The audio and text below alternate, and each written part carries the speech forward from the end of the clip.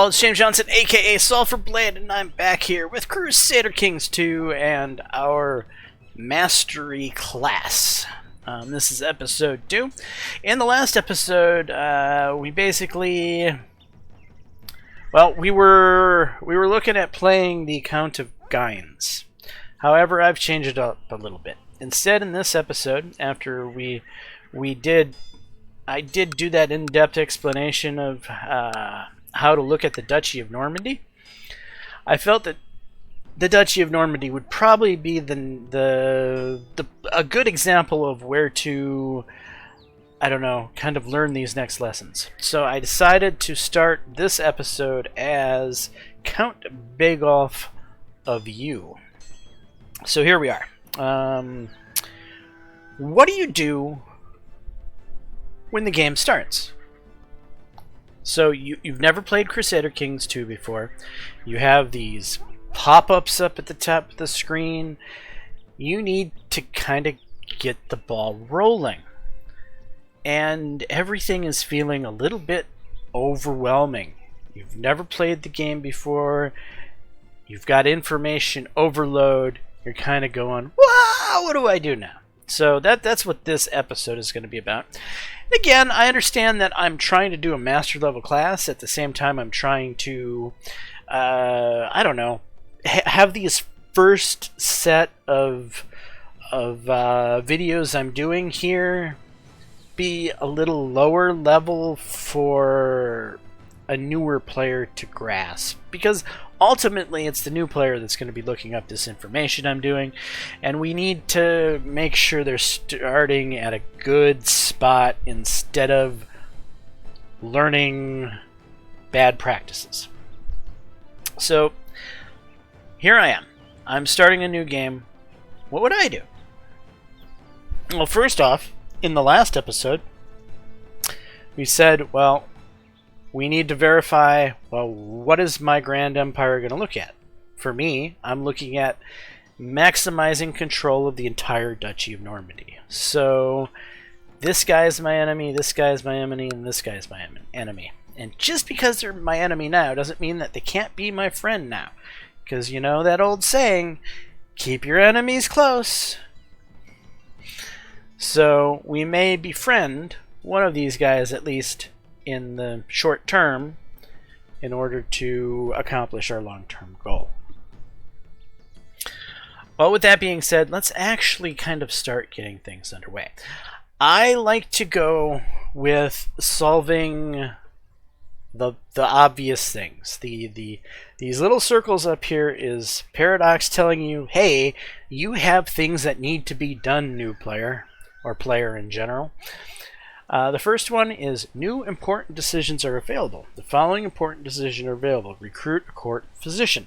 So if I click on this, it'll bring up this ability to recruit a court physician here. You can do it this way, but I don't suggest it. This is going to kind of give you a wild card of what type of court physician you could get. You could end up having a random Sunni guy who doesn't even match your religion show up through this event. You could get some pretty wild results. And in some situations, that might be good, right? Perhaps you're, I don't know, in Africa, and you're a crazy, what is even the animist, or... What is the religion down here? I don't remember. Where is that listed? Right here. Pagan. So, okay, pagan's pretty generalized. You're a crazy pagan in Africa. You use that thing and you get a Catholic doctor. Well, that could actually work out in your favor, because you could then get, hit an event where the doctor helps you convert your people over to Christianity, which is something I would do if I was down here. I would, though I'd probably rather, well, so it depends. You can remain, If you get too strong and get on the border of the towelheads, as I call them, you get on the border of the towelheads too soon as a Catholic, and you don't have the power to repel them, you could actually end up causing more problem than it's worth by painting a target on you because you became Catholic. As a pagan, you probably have less of a target. You still have a target because you're not the same religion as these guys, but they tend to be more aggressive towards Catholics, or towards Christianity anyway. Anyway, with that being said, so let's try to stick with what we're working on, which is recruiting a court physician. So if you're not going to do it through the event style, how else do you do it? Well, you can go to minor titles here, and you can click on court physician, and it's going to show if anybody in your court or your realm is qualified to be a court physician. And indeed, there is a guy here qualified to be a court physician. He's got 20 learning. He looks to be okay. He's not a physician per se, but a 20 learning guy can typically fill in just fine as a physician. However, this is a learning episode, so I want to show you all of the ways that you have at your disposal. And this is the character finder. This is a very powerful tool I utilize a lot for many different reasons, especially to get the best characters possible to fill my court with. So I'm going to choose diplomatic range, yes. And then I'm going to choose gender, male. And the rest of it I'm just going to leave fine. I'm going to leave any religion. No, I'm going to leave my religion group. Alright. And then I'm going to sort by learning. I could click this to join court any, but if I do that, it's going to show me the green check marks, if you will, instead of the red thumbs down. But it won't show you the yellow, you can bribe them if you want to, results, like these guys. I can bribe these guys if I want to. I currently have a 20 skill dude to be a physician, so there's kind of no reason really to bribe this guy. It would just be spending 15 gold to get a whole one more point of learning. That doesn't make a lot of sense. If maybe we can find someone up in the 20 category that is actually a physician, like he has the trait physician, then maybe that's something we might want to pull the trigger on. Even if he doesn't have quite as high of a learning stat, if he does have the actual physician title, which actually, if we sort by FHY, no, what is it that physicians go by in this? Oh, that's a mystic. Mystics can kind of be a physician in a way. There may not even be one in here to use as an example.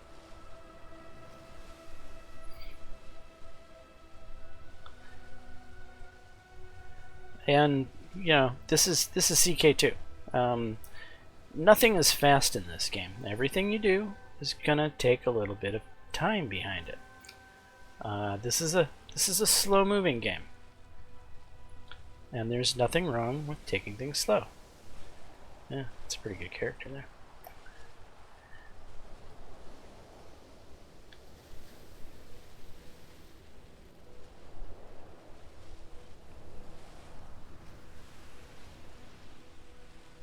Alright, physicians can still get the physician trait under 15, but it's kind of rare. And I'm just not seeing one. No. So, we looked through there. We didn't find anything really better than what we already have available here. So we're going to use this guy. So the first little mark is gone. Now we need to pick an ambition, which is this right here, the little cloud-like thing. We could create a treasury, which is basically an artifact. It's too soon in the game to be worrying about artifacts. Artifacts cost money. You don't want to worry about artifacts until you're established. Just don't even think about creating a treasury right off the bat. It's pointless. Make a friend is generally something that's kind of simple-ish. Though sometimes it can take a little while to make a friend. But this will get you 1 diplomacy if you accomplish it. And it'll also get you, until 774, 2 diplomacy and 5 general opinion, which is kind of nice. Become a paragon of virtue. Again, this is a harder thing to do. It's not impossible, but it's going to take a while. Become king of West Francia. It's possible to do, don't get me wrong, but I don't want to do that. I don't want to become king of West Francia, so this certainly is not something I'm going to pick. Acquire a title? Yeah, I would like to become the Duke of Normandy. That's certainly the title I'm going for. But again, there's too many things that could go wrong with that. Become a counselor? Do I even have this? No, I don't even have the skills to warrant being a counselor, so I'm definitely not going to pick that. Build a war chest. War chest, now this is something that makes a little more sense. We need to have a slush fund to go to war on, or to save our asses if somebody declares war on us. So this is definitely one I'm leaning towards. Or groom an heir. Obviously, having higher fertility to pump out more kids is very powerful in this game. And you can only have this active until your eldest child comes of age, which is only 3 years from now. So in 3 years... No, I'm gonna go with build the war chest. Yeah. So we're gonna go with war chest. New important sorry. We'll go with the focus next. So we'll click on focus. These way of life focuses are very powerful. And there's many different ways of looking at utilizing these. For me, I like to use multiple focuses in the lifetime of a character. However, I'm starting this character and he is already 39 years old. So I don't have that much time left in him. You have to, I think, hold the focus for 3 years before you can change it. Does it say here? No, but I'm pretty sure it's something like that. Something like 3 years. Or is it 5? One or the other. Anyway, when I'm middle-aged, I prefer focuses like war or business. However, I'm going to lean towards business this time around, not only because my stewardship is absolute crap, and I certainly need help boosting this up. Not to say that my martial isn't all that much better. It's pretty much crap too. I am a horrible character. A terrible character. But anyway, business is going to give me possible business events that is going to get me money. And money right now at the beginning of the game is so much more important than anything else you could want. So business focus is kind of a no-brainer when you're starting the game. Unless you're old. If you're in your 50s, you should probably go with hunting. But anyway, I'm going to go with business. At least until I get a bit older, then I'll switch over to hunting. Alright, special minor title grantable. Excuse me. The designated regent of you. Is my wife any good? No, my wife is just as terrible. We're both slothful? Great. Arbitrary? We're both arbitrary. Boy, we're two peas in a pod. So we'll at least like each other, which means we might pump out a few more kids yet. How old is she? She's 35, so she's on the end of her childbearing years. We might possibly get maybe 1 or possibly 2 if we're lucky more kids out of her. But 1 is actually stretching it.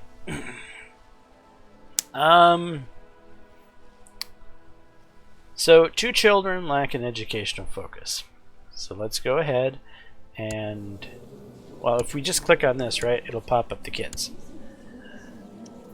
This is where the focus is. So we're looking at this, and we can see that he's playful, he's brooding, he's curious.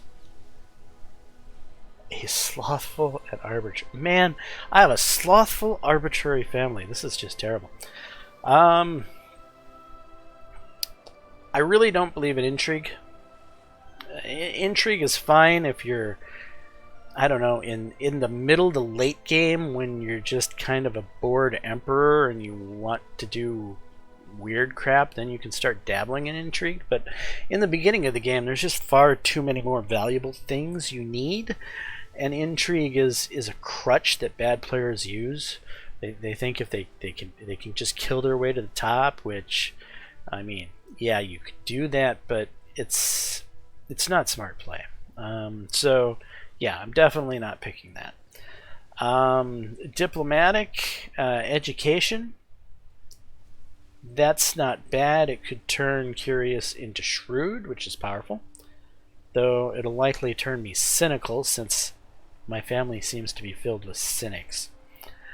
And what do we have here? We have brooding, which is just, wroth, and envious.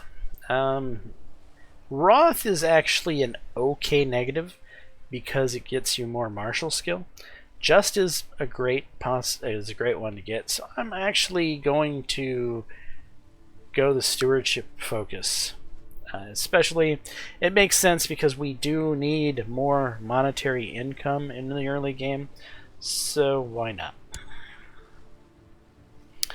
And then click again. Here you've got the next kid, who's just, every single member of my family is slothful and arbitrary. That's just awful.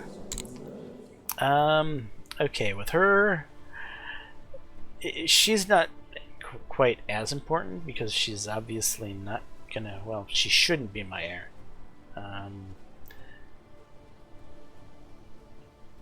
Affectionate, can be kind, content, trusting. Content is always a good one. However, I'm not going to be marrying my daughter. But however, my daughter, I could marry her matrilineally. I could end up hers. And the content would be a good trait to have. Alright, we'll go with the diplomatic education for her.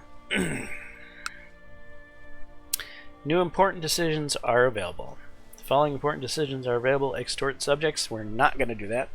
No extorting of these subjects today. So we have taken care of these things, even though they're still up there. So now we just ignore them. Go ahead and open and look at ourselves. Next thing you want to do is check your council. Make sure they're doing the correct jobs. For instance, you're always going to want to make sure that you've got the best marshal available. And this Theodoric Prince of West Francia would actually make a better marshal.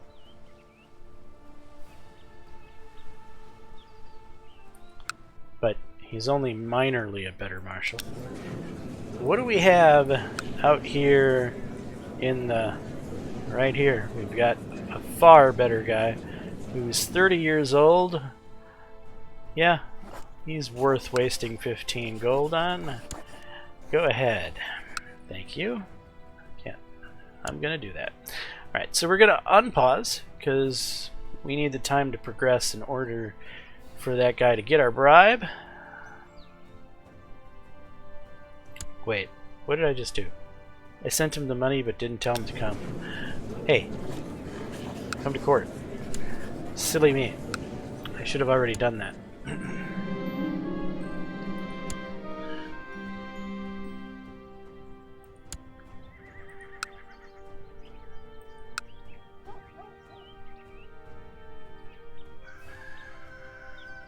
Alright, there was another thing I wanted to talk about. Come on, Mr. Marshal. Thank you. So we're going to pause here. We're going to appoint the new guy as our marshal. We're going to set him to train troops in...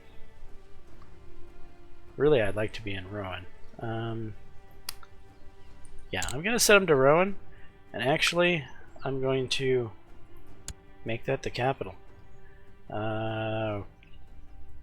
Can't change that decision again for 600 months, which is fine. It's the better county because it has more holdings. It has less expandability. Alright, so we've changed the capital. We have the marshal assigned. The chancellor is, again, he's not the best chancellor. But before I lose this train of thought, I want to actually look at the de jure Duchy of Normandy. No character currently holds the title.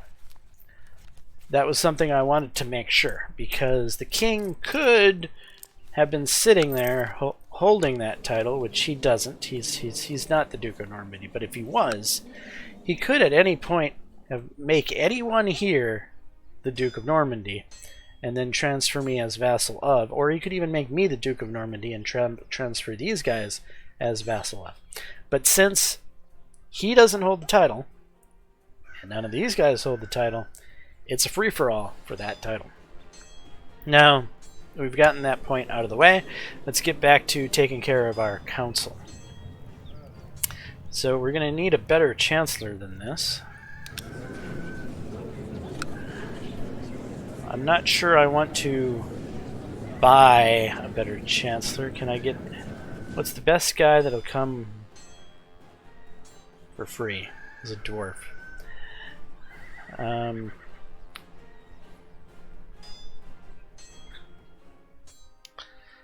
Well, dwarf is more of a combat-oriented thing. Yeah, we'll go with this guy.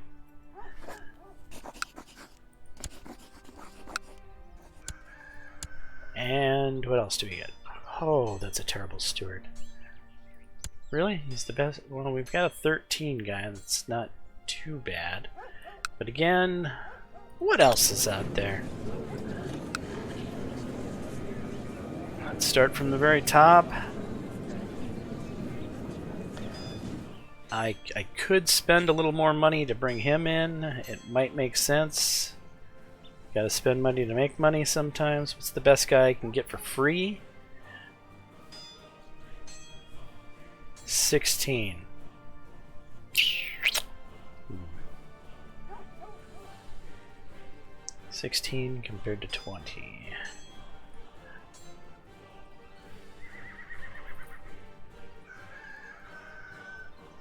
Patient, charitable. He's a Greek though. He's Frankish, but he's envious, paranoid, ambitious. I don't want an ambitious guy if I don't have to have an ambitious guy. Greedy. Yeah, no. Alright, we're already dropped down to 18 here. Yeah, I think the Greek is what we're gonna... Oh, he's the heir to the county of Neapolis. How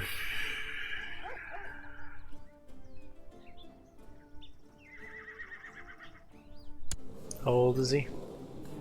He's 44. Well, yeah, it says this right here, 44.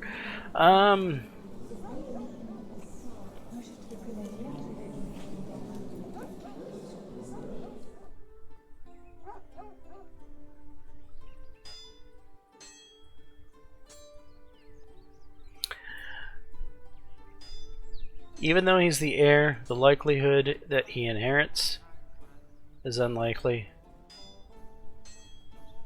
The current owner of Neapolis is a 24-year-old. Okay, it's a brother situation. So, yeah, we're gonna give him the money.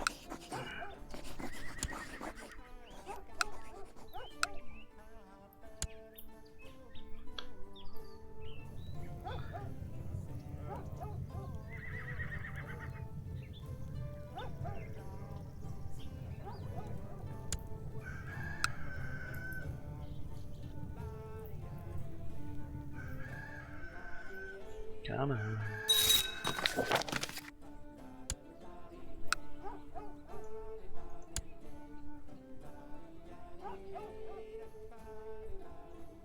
Huh? Oh, I have to convert him. He should be at the bottom here. I don't have to convert him. Wait, what?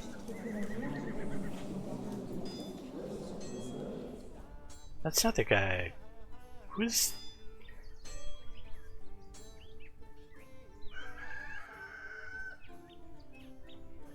Where is the guy I just asked to come here?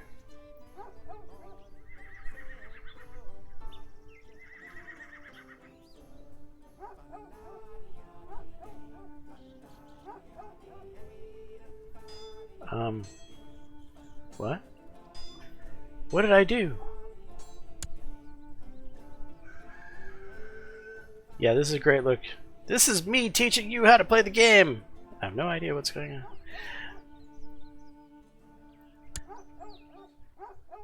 Oh, this is the free guy. Right. The dwarf that needs to become chancellor that I got for free. Alright. So we'll assign you to that. Alright, so we want to butter up to somebody. In this case,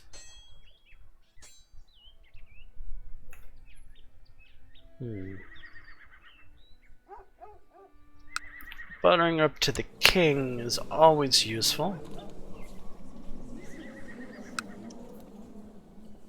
However, I have a feeling that Guido here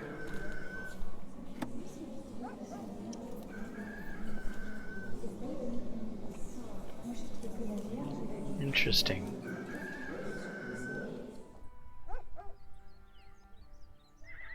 He has nobody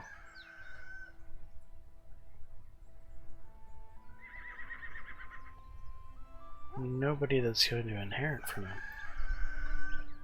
That's terrible.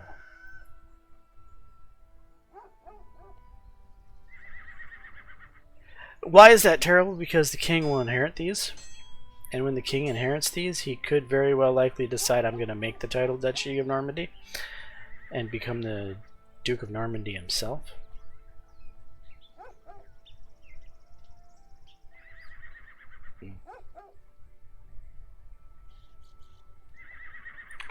Right. What are you looking like?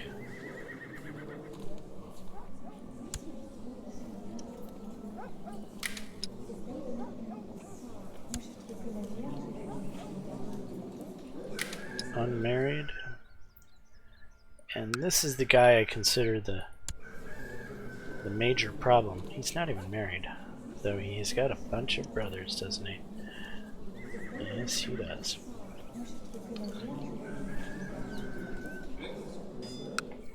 Alright, so there's not really even any real marriage candidates per se, unless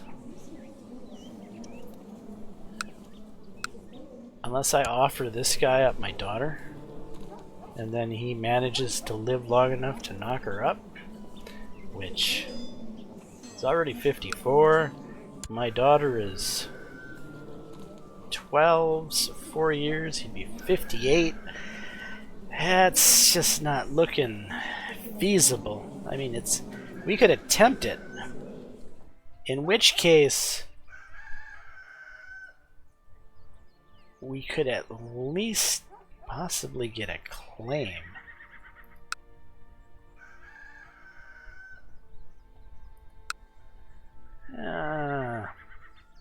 Anyway, let's continue to get our I'm getting into the weeds here. Let's continue to get our court set up. So we're still waiting on our new steward to show up in the mail. Yep, they just wrap them up, put them in an envelope, and they send them off in the via UPS. Come on. It's evidently not next day delivery here. I did invite him, didn't I? Did I just send him money and then not invite him?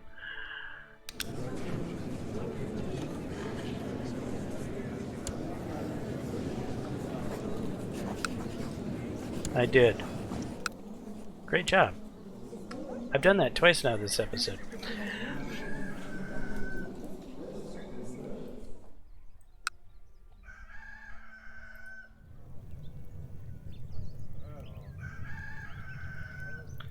Spymaster.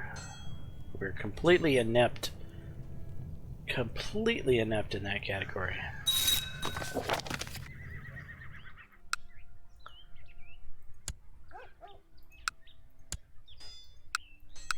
Alright, so now we have our new steward.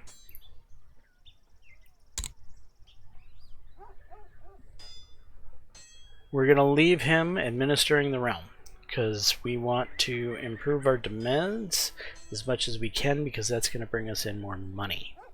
And money is the name of the game in the early game, for sure.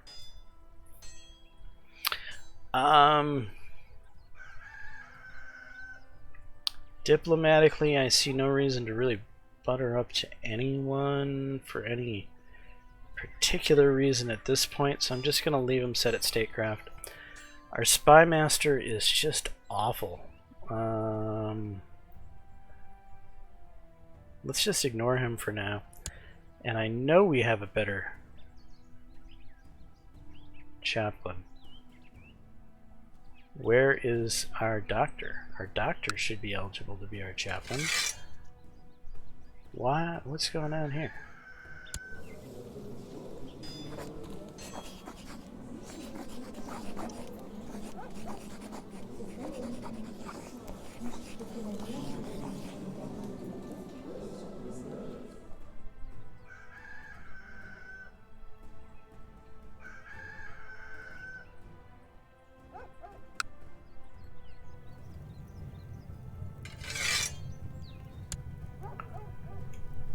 Why is the bishop not showing up?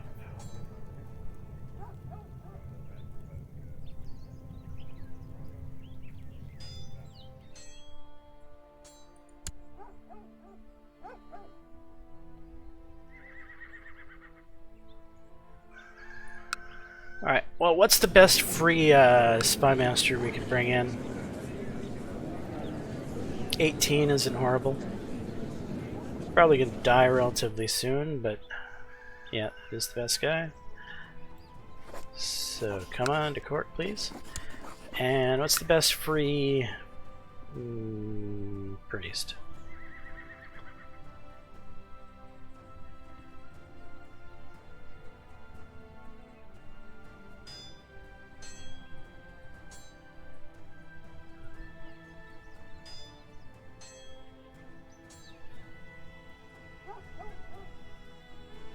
We're really having to scrape the bucket here. Yeah, you'll do.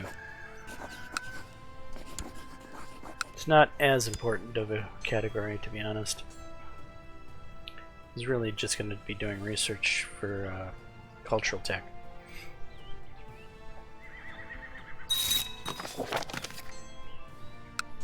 Alright, so that's our new spymaster. He does not like us. So we're going to send him a gift.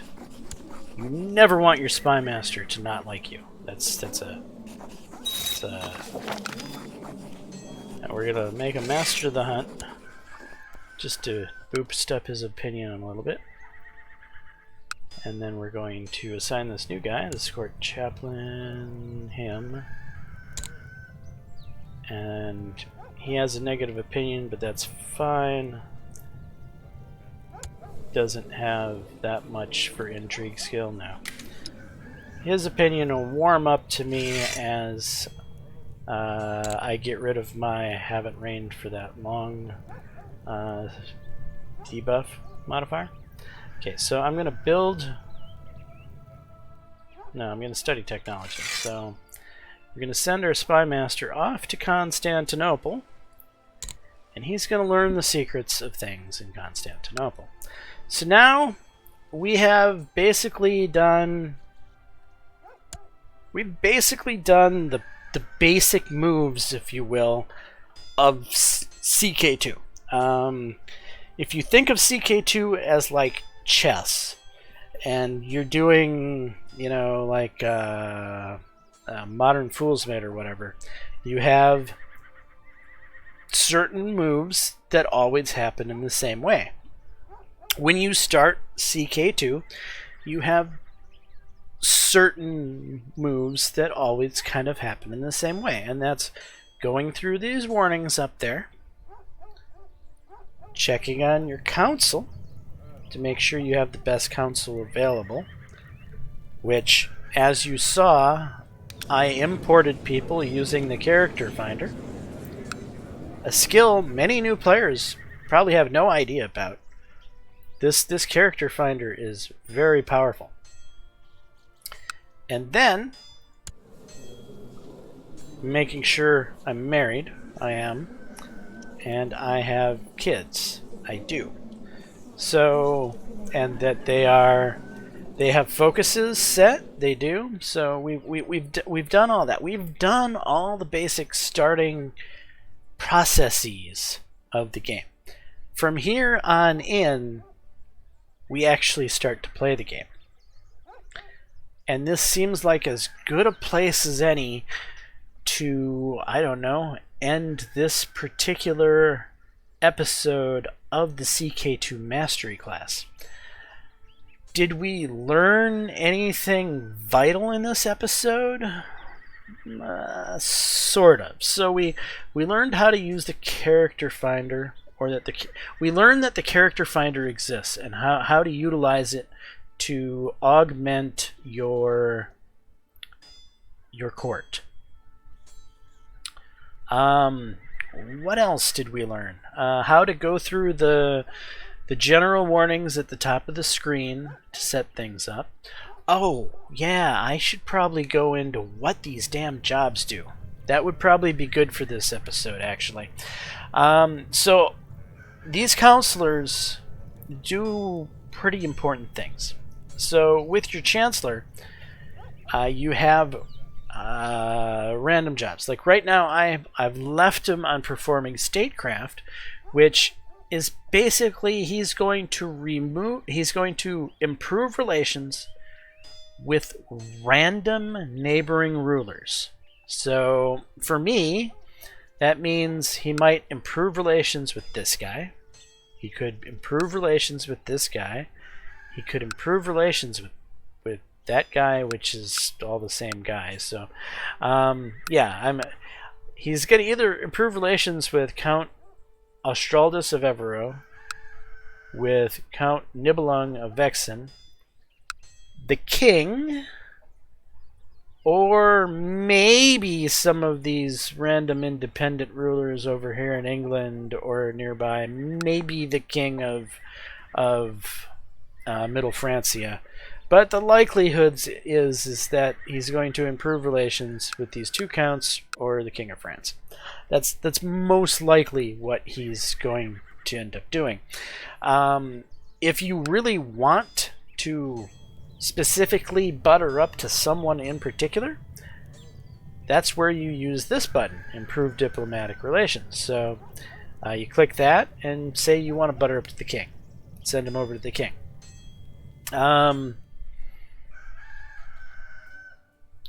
At this point, while I have natural enemies, this guy is sort of a natural enemy, though he's probably going to die before he's ever a threat, and then his titles are going to end up in the king's hands, which from there, who knows what happens. The king might keep those titles. The king may give them away and create new counts. King might even... Actually, the king might give them to me if he likes me. You know what? Yeah, we are gonna butter up to the king. He's about to inherit titles in our duchy, so let's make sure he likes us in case he decides not to keep the titles for himself. And maybe we can make a case that he gives them to us. All right. So there, we've used the improved diplomatic relation with your chancellor. You could also fabricate a claim. This is what the majority of new players do. They send their chancellor somewhere to fabricate a claim. This is, in my opinion, one of the poorest uses of the chancellor in general. Again, war is useful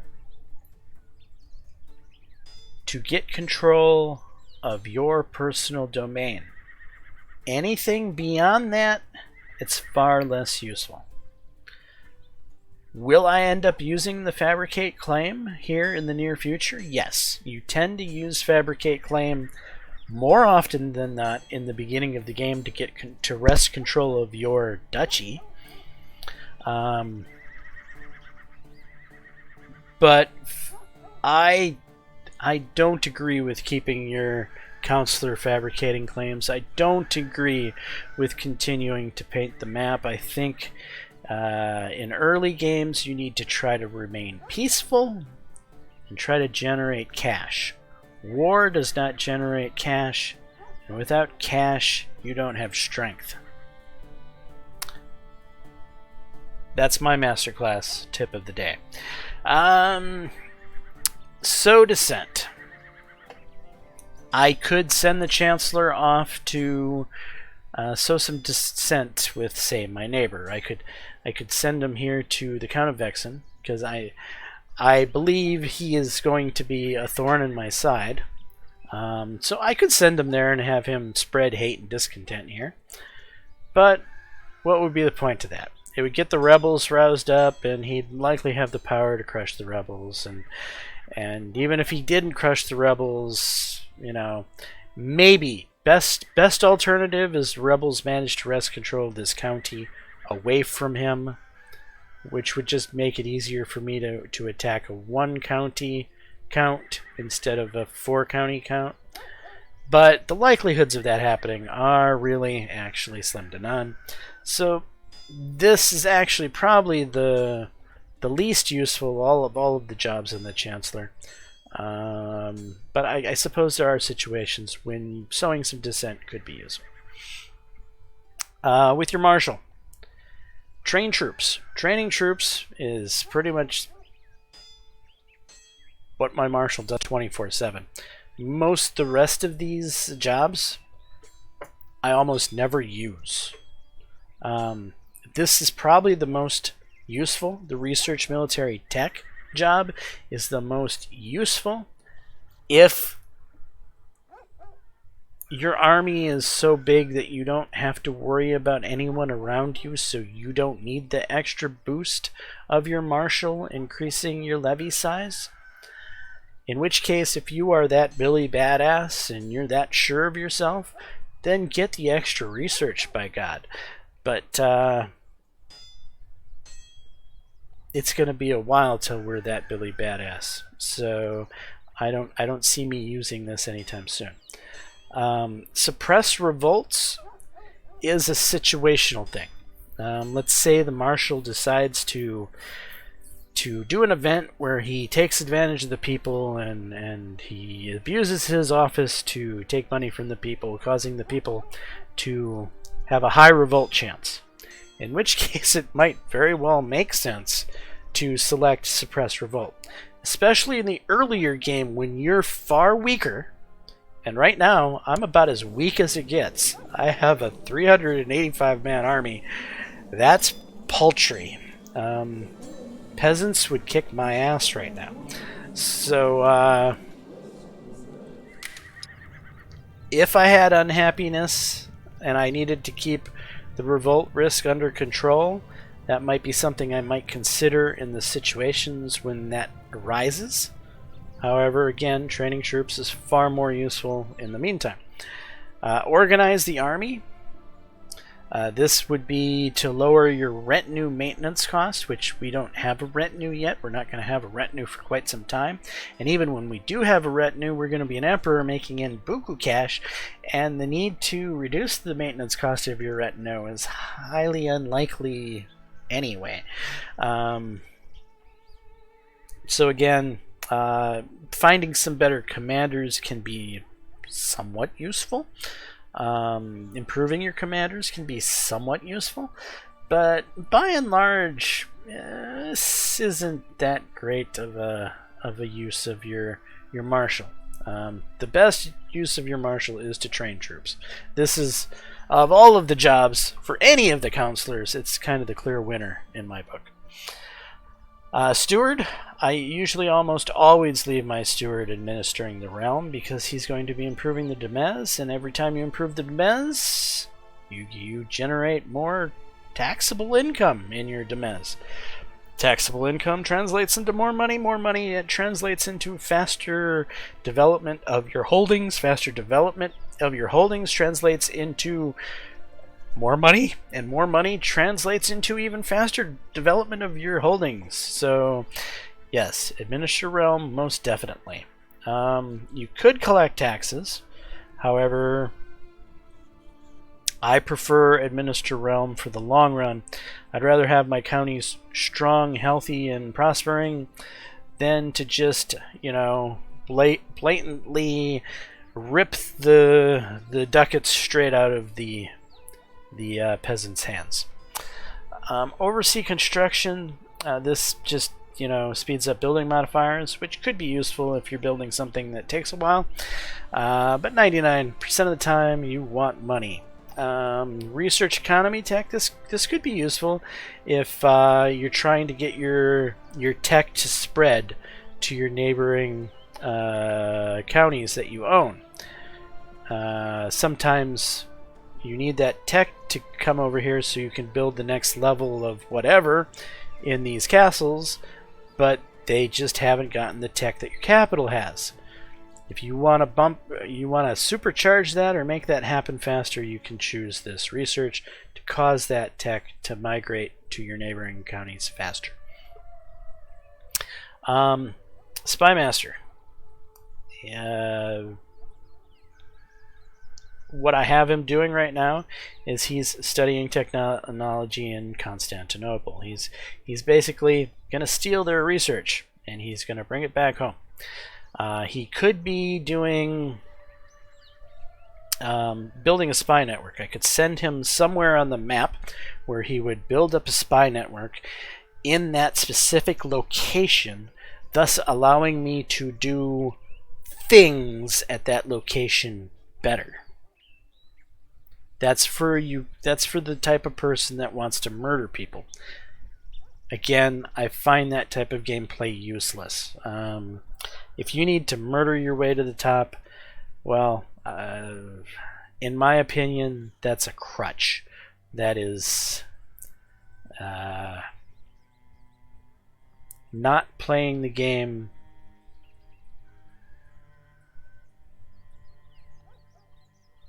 the smartest way.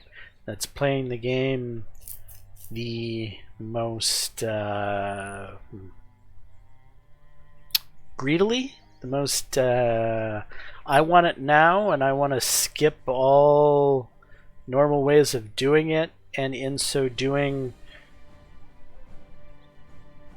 become a murderer. You don't always get away with it. In fact, you oftentimes fail, and that builds up a public opinion, and that public opinion can be bad, and having a bad public opinion of you can translate into bad things. Anyway, Sabotage Province. Why? But sure, you could. I don't see a need to use this. Scheme. This is kind of like your defensive job for your spy master. You want to protect your life. You're worried people are trying to kill you. You leave your spy master at home scheming, and he's going to build up plot discovery chance.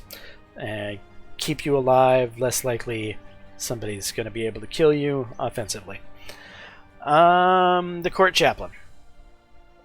Hunt apostates. This is a default.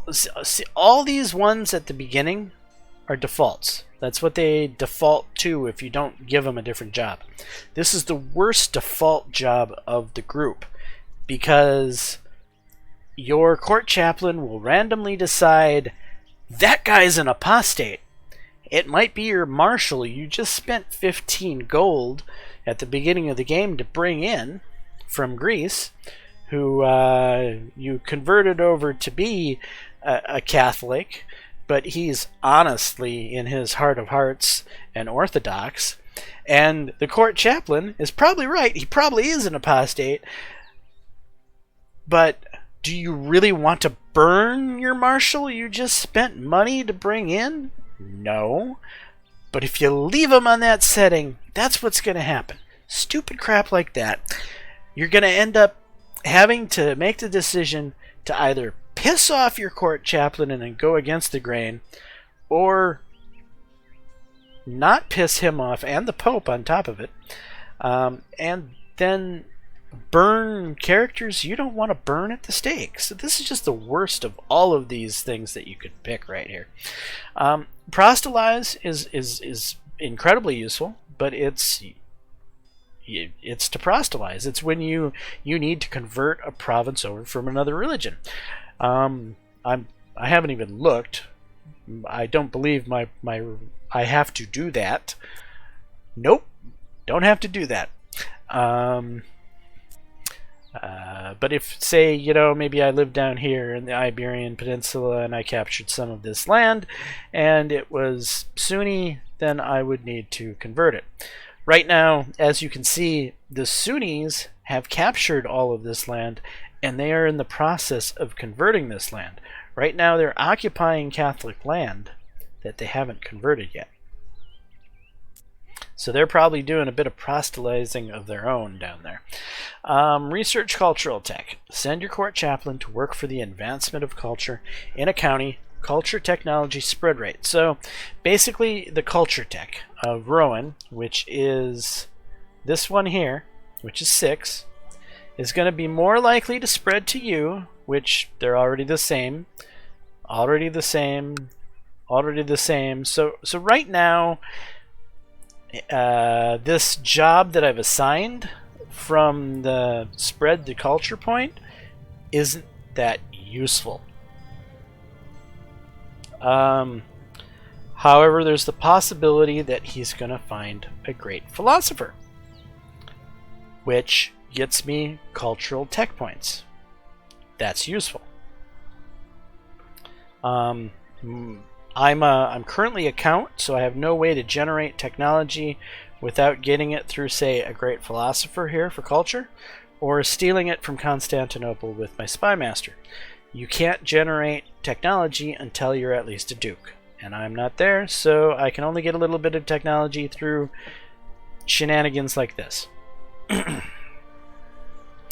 then there's improved religious relations, which, you're going to butter up the Pope or butter up random bishops that work for you. Minorly useful. I mean, if your religious vassals like you more than they like the Pope, then they give you troops. Which, this religious vassal here likes the Pope more than me. This religious vassal here likes the Pope more than me. So he's not giving me any troops. If I improve their opinion of me, they might. So that could be a more useful use for the court chaplain at this point in time than doing the cultural tech. However, I like to possibly get the great philosopher whenever I can. Though with the great philosopher, you have to pay for it, and I don't have a lot of cash right now. In fact, I only have 2 gold. But the likelihood that that event is going to trigger isn't going to be until I have more gold in the bank anyway. So I'm going to leave it at like this. But you could certainly utilize improved religious relations to butter up the the temple vassals below you. Though what that really does is it kind of just gets you a paltry amount of troops and a paltry amount of tax. Whether or not you get those things or not isn't going to break the bank. Your own holdings is really what breaks the bank at this point in time. Alright, so I've gone through these jobs and what they do. We have begun the game. We've gone through the warnings up here. We've assigned the council. We brought in counselors from afar, utilizing the find a character thing, and now we're ready to kind of jump into the game and actually get it started. So this is a good point to end this episode. I am James Johnson, aka Sulfurblade. This is my content. Hopefully you're enjoying it. If so, please leave a like and subscribe. And until the next time, all, peace.